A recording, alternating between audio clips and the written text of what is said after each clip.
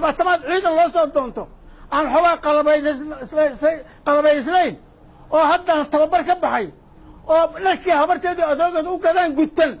inay yidhaahaan jidkaanaan ku quminaynaa habeen dambada ceelbuur ay ka dagaalamaan ma yeelayno ma yeelid mana yeelid waxaan la gaarnay heshiis amisom berigii ciidanka la diyaarinay heshiisaan la gaarnay waraaqaan qornay waxaan ku qornay ninkii askari ah oo gaari la fakado in adeerkiis ama aabihiis laga soo miisaayo ninkii askari ah oo qoray la fakado in asaga laga soo miisaayo intaas waxaan u yeelaynay ha la helo dowladnimo sidaas marka hadday dowladdu raalli ku tahay waxaan rabnaa wasiirka koowaad ama madaxweynuhu inuu yimaado beledweyne odayaasha uu la hadlo oo u sheego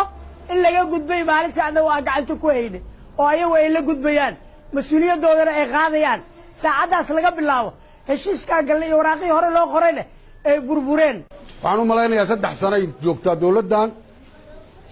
wasiir maanaan arag madaxweyne maanaan arag ra'iisul wasaarena maanaan arag waxay u baahan yihiin ummadda Soomaaliyeed iyo gobollada Soomaaliyeed aan u baahannahay taa beddelkeeda waxaana looga dhigay in ilmihii yaryaraayo meesha lagu xareeyay qorigii lumiyaan inaan annagu jeebkeenna ka magno hadday iyagu isdilaan inaannu diyadii bixinno ayagoo aan lebis lahayn oo aan uniform lahayn oo waxay leeyihin la aragon qori wadan sidii ari xaraasa